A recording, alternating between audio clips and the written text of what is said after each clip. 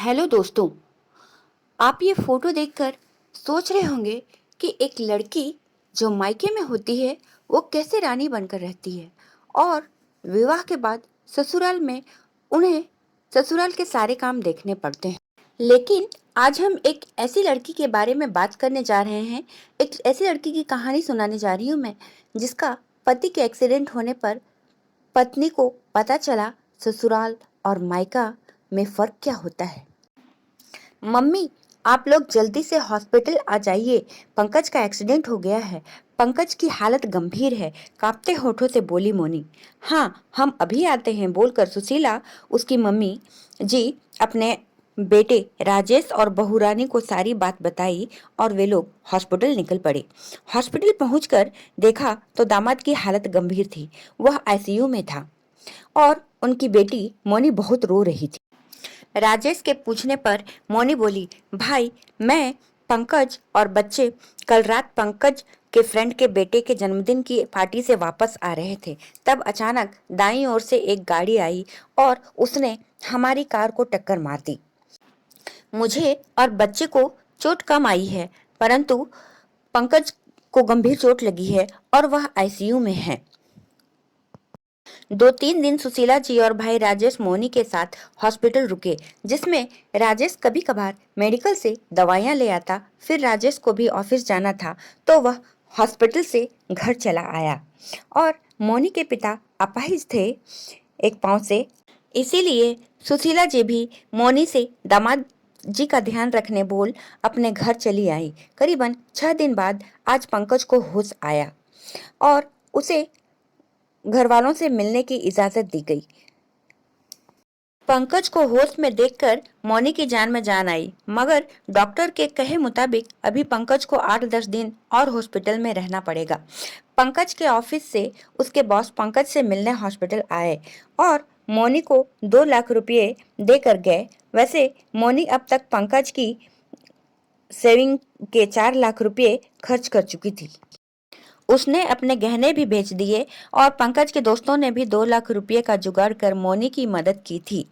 आज पंकज के बॉस ने भी 2 लाख रुपए दिए थे। अब हॉस्पिटल में जमा करने मोनी को 3 लाख रुपयों की और जरूरत थी। दरअसल पंकज का हेल्थ इंश्योरेंस 4 दिन पहले ही खत्म हुआ था, जिसे पंकज रिन्यूअल करवाने ही वाला था, मगर बीच में ऑफिस के काम से उसे बाहर जाना पड़ा, जिस वजह से वह हेल्थ इंश्योरेंस रिन्यूअल नहीं करवा पाया था और ये एक्सीडेंट बीच में ही हो गया। वैसे तो मोनी ने हॉस्पिटल और सारी दवाइयों का खर्च अब तक का भर दिया था। उसने सारे सेविंग्स, अपने गहने बेचकर और उनके दोस्तों से जो पैसे मिले थे, सारे पैसे हॉस्पिटल में जमा करा दिए थे। परंतु 3 लाख रुपए अभी भी उसे जमा कराने थे और दोस्तों ने भी मोनी को मांगने से पहले ही मोनी की मदद करी थी, मगर अब 3 लाख रुपए वह कहाँ से लाए। मोनी को अपने मायके की याद आई। मोनी अपने मायके पहुंची और अब उसने अपने पापा से 3 लाख रुपए मांगे।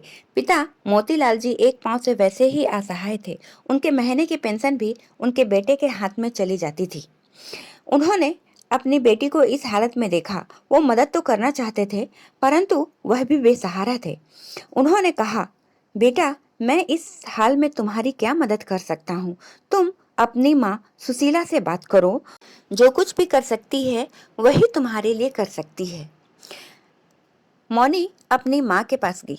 उसने अपनी माँ से कहा, माँ, अभी तो मैंने कुछ पैसे जमा कर दिए हैं, उन्हें और कुछ दिन में छुट्टी मिल जाएगी, पर मुझे हॉस्पिटल का खर्च, उनका 3 लाख रुपए अभी भी बाकी है, उसे चुकाना है। आप भैया से बात करिए ना कि राजेश भैया, मुझे सिर्फ 3 लाख रुपए की आवश्यकता है, उसे दे दें। सुशीला ने कहा, मौनी, मुझे तो लगता है तुम्हें ये 3 लाख रुपए अपने ससुराल वालों से मांगना चाहिए। यदि तेरे ससुराल वाले पैसे देने से इनकार करें तो केस ठोक देना उन पर।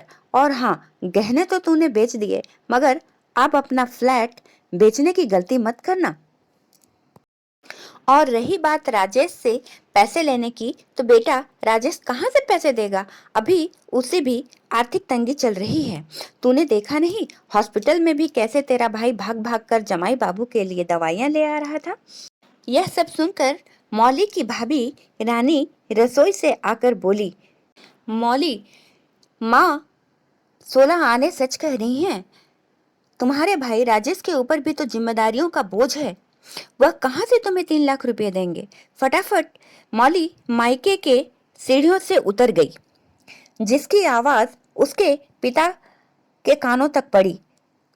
पिता बेसहाय महसूस कर रहे थे। वो उसकी सहायता करना तो चाहते थे, परंतु वो खुद लाचार थे और पत्नी और बेटे का रवैया उन्हें भली भांति पता था कि पैसों की कोई कमी ना होते हुए भी आज एक सगी माँ और सगे भाई ने इस घर की अपनी सगी बहन और बेटी के साथ इस तरह का बर्ताव किया था।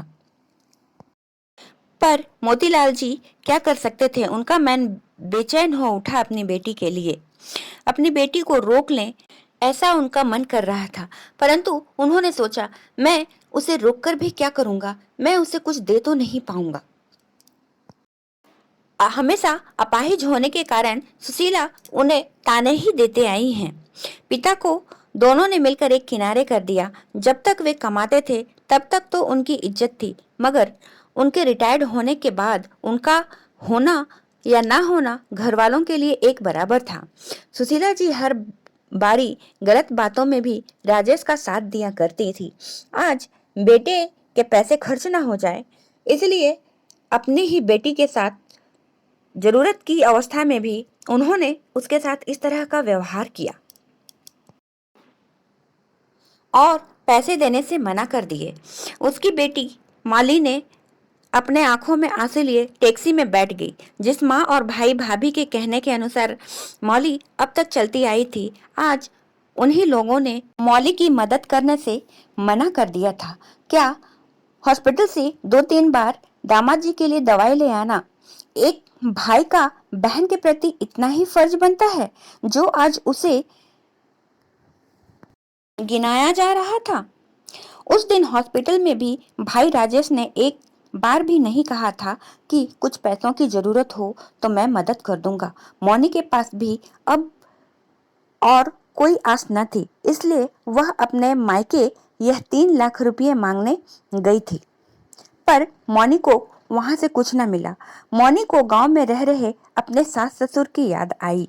उसने अब तक उन्हें पंकज के एक्सीडेंट के बारे में कुछ नहीं बताया था, क्योंकि मौनी पंकज की पत्नी बन अपने ससुराल के चौखट पर कदम भी नहीं रखे थे। मौनी ने शादी के बाद कभी अपने सास ससुर की इज्जत नहीं की, क्योंकि वे दोनों गांव के थे। पंकज यहाँ शहर में नौकरी करता था, जहाँ उसे मौनी से प्यार हुआ और उसने मौनी से शादी करने का फैसला कर लिया। बात तब आगे बढ़ी जब शादी के बाद पंकज ने अपने माता पिता को शहर में अपने पास बुला लिया। मौली अपने सास ससुर को कभी भी अच्छा नहीं मानती थी। वह हमेशा उन्हें नीचा दिखाना चाहती थी, जिसमें मौली की माँ सुशीला हमेशा उसका साथ दिया करती थी। हमेशा मौली को यही सिखाती कि बेटा उन लोगों को क्या जरूरत है तुम्हारे साथ रहने की, जाकर रहें अपने गांव में, वहां उनका खेती बाड़ी का व्यवसाय है, उन्हें वही संभालना चाहिए। जाने तू कैसे रहती है इन गंवारों के साथ में। मौनी भी तो कहाँ रहना चाहती थी गांव के इन सीधे साधे लोगों के साथ, और ऐसे में सुशीला जी ने उसे अपने सास ससुर के खिलाफ और भड़काया। इसलिए तो मौनी ने घर में झगड़े करना शुरू कर दिया था, जिससे सास ससुर भी हमेशा के लिए गांव वापस चले गए और वहीं रहने लगे। मौनी ने पंकज से भी अपने माता पिता से रिश्ता तोड़वाना चाहा, मगर पंकज ने मौनी का कहा कभी नहीं माना। वह जान चुका था कि इन सभी को एक साथ रहना उसके वश का नहीं है। पंकज के माता पिता अब हमेशा के लिए गांव जाकर बस गए थे। सुशीला जी ने बेटी मोनी को हमेशा श्रेय दिया कि वह जितना अकेली रहेगी उतना ही वह खुश रहेगी। इतने में टैक्सी ड्राइवर ने मौली को आवाज देते हुए कहा, मैडम आपका हॉस्पिटल आ गया। मौली ने देखा हॉस्पिटल आ चुका था। वह टैक्सी से उतरकर हॉस्पिटल में जाकर देखा तो पंकज बैठकर उसका इंतजार कर रहा था। पंकज मोनी को देखते ही बोला, मोनी, तुमने मेरे मम्मी पापा को मेरे एक्सीडेंट की खबर दी या नहीं? मोनी बोली, कहीं उन्हें इस उम्र में कहीं झटका न लग जाए, इसलिए मैं खुद उन्हें गांव जाकर यहाँ लाना चाहती हूँ। मैं जानती हूँ आप अपने मम्मी पापा को याद कर रहे हैं। आपकी हालत में अब काफी सुधार है, इसलिए मैं खुद जाकर आपके माता पिता को यहाँ लेकर आऊंगी। आप चिंता मत करिए। पंकज बोला, मगर यहाँ से तुम्हें हमारे गांव जाने में 5 घंटे लग जाएंगे और तब तक बच्चा कहाँ रहेगा? उसने कहा, आप परेशान मत होइए, बगल की भाभी से मैंने बात कर लिया है। उन्होंने कहा है मैं बच्चे को संभाल लूंगी। मैं कल सुबह ही उन्हें लाने निकल जाऊंगी। दूसरे दिन सुबह सुबह मौनी टैक्सी करके अपने सास ससुर के घर लेने के लिए उन्हें पहुंच गई। मौली घर पहुंची तो देखा घर में सास कमला जी घर के काम कर रही थी। कमला जी मोनी को देखते ही बोली, अरे बहू आओ, तुम अकेली? पंकज कहाँ है? और मोनी को एक गिलास पानी पीने को दिया। मोनी ने पहुंचते ही अपनी सास को पंकज के एक्सीडेंट के बारे में बताया। यह सुनकर उनका दिल ही बैठ गया।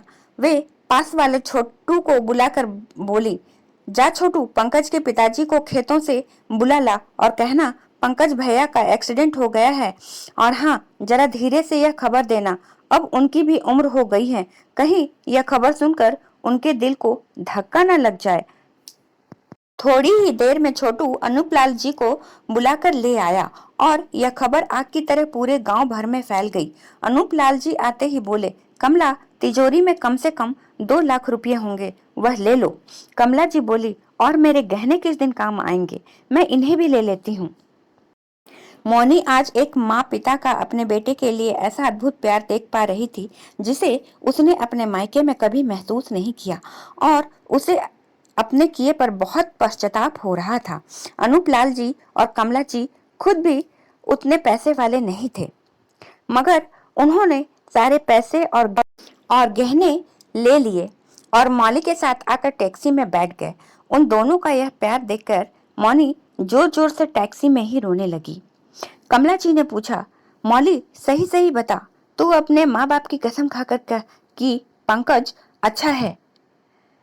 तब मौली ने कहा, हाँ, मैं अपने माँ बाप की कसम खाकर कहती हूँ कि पंकज अब खतरे से बाहर है और वह कुछ दिनों में ही ठीक हो जाएगा।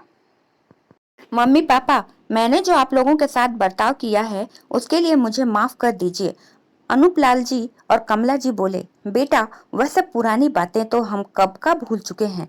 अभी तो बस एक बार पंकज को देख लें, फिर चैन आए। मोनी के चेहरे से साफ झलक रहा था कि उसने अब तक कुछ खाया नहीं है। कमला जी बोली, मैं भी कितनी भुलक्कड़ हूँ, जल्दी जल्दी में तुझे कुछ खाने को भी कहना भूल गई। मौली, एक काम कर, रास्ते में टैक्सी रुकवा और तू कुछ खा ले। मौली बोली, नहीं माँ, मुझे तो बस आज अपनी गोदी में सर रखकर सोने दो। आज मैं समझ चुकी हूँ कि माँ की ममता क्या होती है। अब तक जो स्वार्थ रूपी चश्मा मेरी आंखों में चढ़ा था वह आज उतर चुका है। मौली कमला जी के गोद में सर रखकर सो गई। थोड़ी ही देर में हॉस्पिटल आ गया। पंकज अपने माता पिता को देखकर बहुत खुश हुआ। मौली ने बची हुई रकम हॉस्पिटल में जमा कराई और कुछ ही दिनों में पंकज की हॉस्पिटल से छुट्टी हो गई। सब लोग घर आकर एक साथ रहने लगे। कमला जी के आने से मौनी को हर काम में बहुत मदद मिल रही थी और पंकज की तबीयत में भी जल्दी जल्दी सुधार हो रहा था। आज मौली को मायके और ससुराल में फर्क समझ आ गया था। जिस मायके के दम पर मौली इतना इतराती थी, जरूरत पड़ने पर उन्हीं मायके वालों ने आज उसकी मदद करने के से हाथ खड़े कर दिए थे।